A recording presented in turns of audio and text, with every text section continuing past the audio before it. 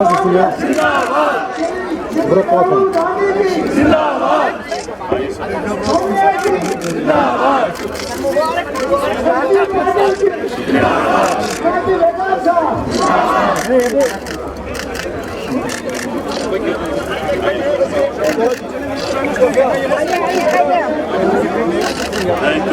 You. चलो आप जगह छोड़ दो। चलो जनाब थोड़ा सा गैप करें, थोड़ा सा जगह। मैडम कैसा Ya bırakırım aşağı çıkıyorum.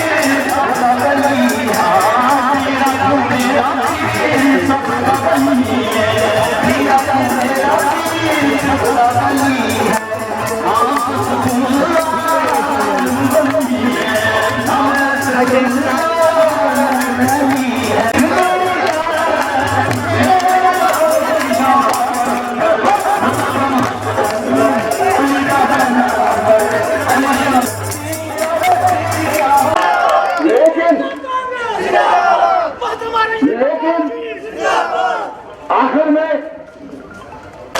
आज मुल्क को और रियासत के अवाम को क़यादत की जरूरत है, लीडरशिप की जरूरत है।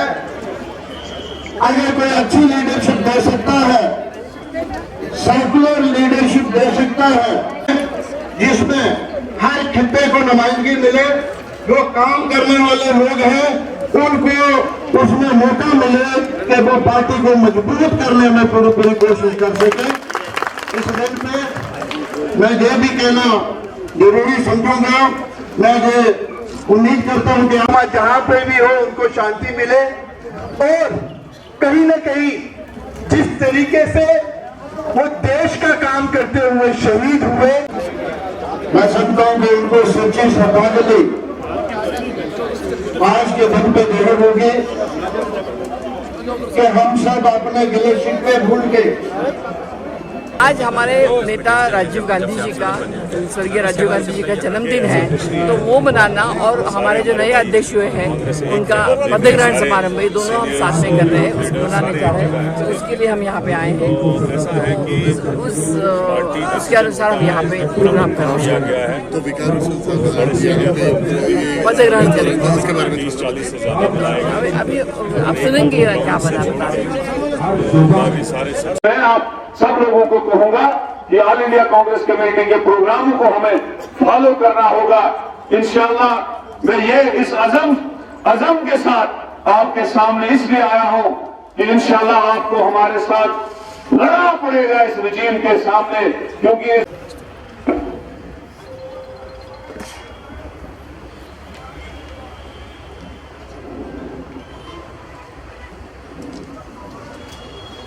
Thank you. हमारी बहन मोहतरमा रजनी पाटिल जी, एआईसीसी इंचार्ज जम्मू कश्मीर और मेंबर पार्लियामेंट महाराष्ट्र से, हमारे सीनियर साथी और सीडब्ल्यूसी के मेंबर तारिक हमीद करा साहब, मेरे बड़े भाई और मेरे से पहले जो पीसीसी के प्रेसिडेंट थे जनाब गुलाम मोहम्मद मीर साहब, और मेरे हमसाया भी हैं,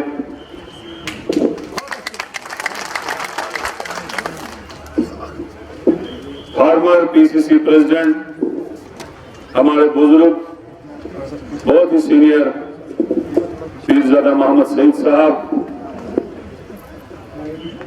जम्मू कश्मीर प्रदेश कांग्रेस कमेटी के मेरे साथी प्रेसिडेंट रमन बल्ला साहब और मेरे बड़े भाई farmer CLP leader, farmer speaker और फार्मर डिप्टी चीफ मिनिस्टर जनाब ताराचंद जी, हमारे और साथ साथ अपने युवा नेता farmer AICC president Rahul ji का भी बहुत बहुत शुक्रगुजार हूँ, गुलाम नबी आजाद साहब का बहुत बहुत शुक्रगुजार हूँ, वेणुगोपाल जी का बहुत बहुत शुक्रगुजार हूँ। स्वागत कीजिए। दोबारा मैं कहूँगा, तालियां जोर से नहीं आ रही, सब उनका तालियों से सुनती है। बहुत बहुत शुक्रिया। आज के दिन सामने और इंडियन नेशनल कांग्रेस एक बहुत पुरानी जमात है, एक सेकुलर पार्टी है, और यही वो पार्टी जो जम्मू कश्मीर के खिते खिते में आपको वार्ड वार्ड में मोहल्ले मोहल्ले में आपको ये पार्टी मिलेगी। अगर कश्मीरी पार्टियां यहां कश्मीर के अंदर घूमती है, लेकिन जम्मू में, राजौरी, पुंछ में, चिनाब वैली में उन पार्टियों का वजूद नहीं है। अगर जम्मू की पार्टियां, कम्युनल पार्टियां जम्मू में घूमती तो 60-70% जो जम्मू कश्मीर का हिस्सा है उनमें उनका वजूद नहीं है। लेकिन हमारी जम्मू कश्मीर जो प्रदेश कांग्रेस कमेटी है, जो पूरी हिंदुस्तान की कांग्रेस है, उसका वर्कर, उसका मेंबर, उसके चाहने वाले हर जगह स्टेट में हर जगह आपको मिलेंगे। ये कांग्रेस की खूबी है। देखो जिस तरीके से एक गुलदस्ता है स्टेट, जिसमें लद्दाख भी हमारा हिस्सा, इसको बीजेपी ने जिस तरीके से इस स्टेट को, इसकी डेमोग्राफी चेंज कर दी, इस स्टेट को 2 हिस्से किए, और जो स्टेट पे बीजेपी ने जो ऐसा षड्यंत्र रचाया हमारे लोगों के साथ कि हमें यूटी बना दिया। बहुत ही अफसोस से मैं ये कह रहा हूंगा कि हमारी स्टेट से भी 10-20 स्टेटें छोटी है, लेकिन वो स्टेट है और हमारी स्टेट को यूटी बनाया। ये लड़ाई हमको लड़नी पड़ेगी। जो हमारी नौकरियों का इस वक्त जो हम लड़ रहे हैं कि बाहर वाले को यहाँ नौकरी नहीं मिलनी चाहिए, बाहर वाले को यहाँ जमीन नहीं मिलनी चाहिए, हमारी यूटी का स्टेट बनना चाहिए, और जो इस वक्त बेरोजगारी जम्मू कश्मीर के अंदर, आज अगर किसी भी गांव में, आप गांव में जाओ, शहर में जाओ, सैकड़ों की तादाद में लोग हर साल जो है रिटायरमेंट ले रहे हैं गवर्नमेंट जॉब्स, लेकिन नया कोई नहीं लग रहा है। आज नए बेरोजगारों की जो तादाद है वो 10, 15, 20 लाख तक पहुंच चुकी है। हमारे लोग जो है ड्रग्स में मुलविस हो चुके हैं, हमारे लोग जो है गलत रास्तों पे चल पड़े हैं। वजह क्या है? वो सबसे बड़ी वजह है जो बीजेपी ने अपने 8-10 सालों में नौकरियों में बैठ रखी और यहाँ के लोगों को जो है बेरोजगार करके रखा है। चाहे वो सेंटर की हालात हो, चाहे वो स्टेट की हालात हो, दोनों जगहों पे यही हालात है। पूरे हिंदुस्तान में अगर नरेंद्र मोदी की सरकार को देखा जाए कि सबसे अगर ज्यादा बेरोजगारी का ग्राफ बढ़ा है, वो इस सरकार में बढ़ा है।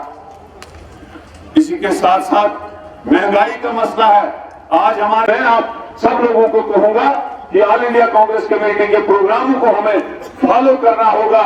इंशाअल्लाह मैं ये इस अज़म के साथ आपके सामने इसलिए आया हूं कि इंशाअल्लाह आपको हमारे साथ लड़ना पड़ेगा इस रिजीम के सामने, क्योंकि कश्मीर की हिस्ट्री निकाले।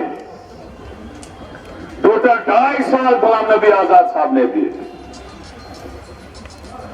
टोटल 2.5 साल दिए थे, और इतने जिले, इतने कॉलेज, इतने अस्पताल, इतनी सड़कें, प्राइमरी स्कूलों, जैसे मीर साहब ने कहा, लाल झंडे वालों को भी आजमा चुके हैं लोग, नीले झंडे वालों को भी आजमा चुके हैं लोग, और वो जो केसरी झंडा है उसने तो सबसे ज्यादा बर्बादी की। आज 8 साल से वो राज कर रहे हैं और अब लोगों को ठगा रहे हैं कि हम स्टेट वापस देंगे। अरे होते कौन थे तुम हमारी स्टेट छीनने वाले? होते कौन थे तुम हमारी जो है स्टेट छीनने वाले? तो आज लोगों को ख्वाब दिखा रहे। अगर उनको ये ख्वाब पूरे करने थे, वो 8 साल उनके ख्वाब पूरे करने थे। इंशाअल्लाह रहमान, जैसे दूध में मक्खी निकलती है, वैसे जम्मू और कश्मीर से हम बीजेपी को दबा कर देंगे। आप लोगों को साथ देना होगा। इंशाअल्लाह और रहमान हम सड़कों पे उनके खिलाफ लड़ेंगे। आपको साथ होना चाहिए, हम बाजारों में उनके खिलाफ लड़ेंगे। ये लाल चौक पे झंडा लहराने वाले लोगों को झूठ बोल रहे हैं, अरे लोगों को रोजगार दो, लोगों को पैसा दो, लोगों को खाना दो, यही सबसे बड़ा झंडा है। और हम इंशाअल्लाह और रहमान जो हमने तिरंगा रैली की 10 दिन हमने जो है राहुल जी का साथ दिया, जो उन्होंने तिरंगी रैली एआईसीसी से ऐलान की थी, मैं सबको मुबारकबाद देता हूं कि वो बहुत सफल हुई। आगे भी रजनी पाटिल जी, श्रीमती सोनिया गांधी, श्री राहुल गांधी, जनाब नबी आजाद साहब, जनाब नबी आजाद साहब, जो हमारे आउटगोइंग अध्यक्ष है, जिन्होंने गए 7.5 साल इस पार्टी की धुरा संभाली, और जैसे करा साहब ने बताया कि बहुत कठिन समय में इस पार्टी को इस जम्मू कश्मीर की धरती पे उसका परचम लहराने का काम किया। ऐसे हमारे जीएम मीर साहब कश्मीर की बाजू संभालते हैं, तारिक अहमद करा साहब भूतपूर्व मंत्री और प्रदेश अध्यक्ष पीरजादा मोहम्मद सईद साहब, उसका कारण राजीव गांधी।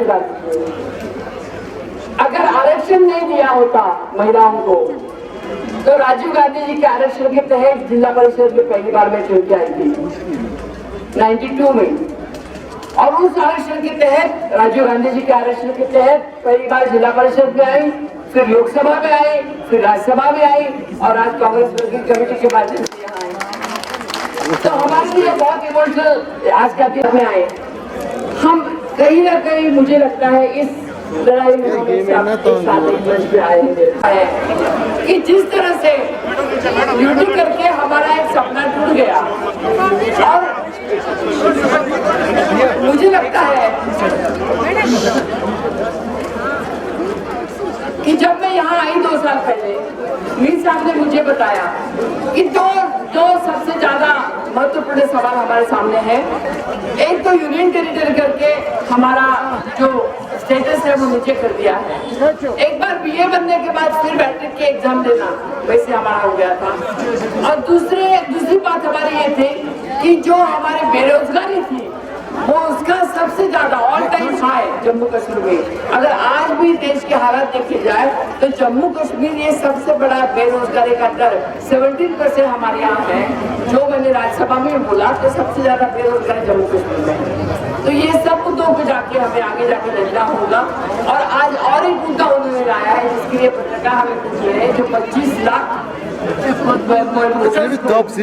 करने जा रहे हैं, वो आपके लिए उसके लिए भी हमें लड़ाई लड़नी होगी। और ये सब कुछ लेके कांग्रेस पार्टी को आगे आना होगा, लड़ना होगा, और वो लड़ाई हम देने जा रहे हैं। और इसी के तहत हमने चुनाया गया, तो उसके पीछे यही हमारी सोच थी कि अब कितने दिन तक हम सब लोग करते रहेंगे। हम थोड़ा सा उनको आगे बढ़ाएंगे और नया जनरेशन को आगे लाएंगे।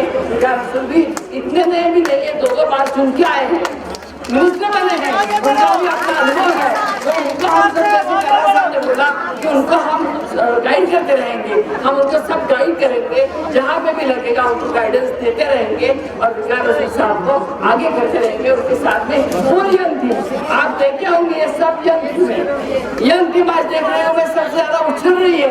उनको लग रहा है कि हमारी भी आवाज को सुन रहा है। जब राजीव जी पहली बार आए थे, हम सब राजीव जी के साथ आए हुए लोग हैं। मुझे याद आ रही है, आज जब मैं स्टेज पे आ रही हूँ, मुझे राजीव जी की याद आ रही है। जब मैं पहली बार चुनाव लड़ी थी लोकसभा का, मैं 36 साल की थी, और तब हमें लगा था कि हमें सब लगा था ये तो लड़की है, ये क्या चुनाव लड़ेगी। हमें सब बोला था, राजीव जी के साथ हम सब लोग थे, तो हमें भी ऐसा बोला गया था। तो ये राजीव जी की जनरेशन में हम सब लोग आए थे, राजीव जी, सोनिया जी, वो हमें हाथ पकड़ के आ गए थे। अभी आपको राहुल जी के साथ रहना है, राहुल जी की कांग्रेस में आप आए थे, तो आप सब राहुल जी के साथ आएंगे। और ऐसे ही चलते एक जनरेशन टू जनरेशन चेंज होता रहता है। और जनरेशन जब चेंज होती है तो थोड़ा सा उछल पुछल होता है, और उछल पुछल होता है तो थोड़ी जैसे एक लहर आती है समुद्र में, थोड़ा सा उछल पुछल होती है, वैसे एक उछल पुछल है। बाकी कोई बिखराव नहीं, कुछ नहीं, हम सब एक मुट्ठी के जैसे एक साथ है और वो साथ रहेंगे, इसमें कोई भी भेद पैदा करते हैं। हमारे मनभेद नहीं है। वो कल ही 15 अगस्त को आपने देखा होगा, सबसे बड़ा पहला झंडा लेके वही साथ में थे। झंडा लेके वो थे और उनके एक बाजू में प्रियंका गांधी थी, एक बाजू में राहुल गांधी थे और आगे आजाद साहब थे। यही चित्र आपको आगे भी देखा जाएगा। मन में कोई शंका लीजिए नहीं, और यही चित्र जम्मू कश्मीर में भी रहेगा। और इस तरह से हम आगे जाएंगे और इस तरह से आगे जाके जम्मू कश्मीर में हम विजय प्राप्त करेंगे। जम्मू कश्मीर में आगे अगला एक आप जरूर देखिएगा कि जम्मू कश्मीर में अगर आफ्टर जो भी किया है उसके बाद में अगर हम कांग्रेस के विजय दौड़ करते हैं और अगर विकास रसूल जैसे यंग आदमी के पीछे और ये सब स्टेज पे जो बैठे ऐसे साथी लोगों के साथ हम अगर करते हैं तो एक अलग, न केवल जम्मू कश्मीर में लेकिन पूरे देश में एक अलग से मैसेज जाएगा कि आप देख लीजिएगा। इसलिए यहाँ पे कांग्रेस आना न केवल जम्मू कश्मीर के लिए आवश्यक है लेकिन पूरे देश के लिए आवश्यक है। ये समझ के हमें आगे चलना होगा। यहाँ पे आप बहुत लेट हुआ है इसलिए मैं ज्यादा मन की बात नहीं बोलूँगी। एक तो राजीव गांधी की भी जयंती थी और उसके उपलक्ष्य में हमारे जो नए अध्यक्ष बने हैं वो आज चार्ज ले रहे थे, तो उसके अनुसार प्रोग्राम कर रहे थे।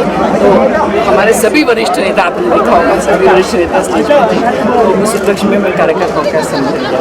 तो पहली बार देखा जा रहा है कि कांग्रेस के सभी लीडर जो है एक मंच पर खड़े हैं, तो क्या हम कहें कि जो इससे पहले जो तनाव था कांग्रेस पार्टी में जम्मू कश्मीर की बात करें तो क्या हम समझे कि वो खत्म हो गया और सब लोग अब एक प्लेटफॉर्म पे आ गए? बिल्कुल बिल्कुल वो खत्म। हम 2 साल से जिसकी कोशिश कर रहे थे, जिस कोशिश में हम जुड़े थे, वो तनाव खत्म हो गया है।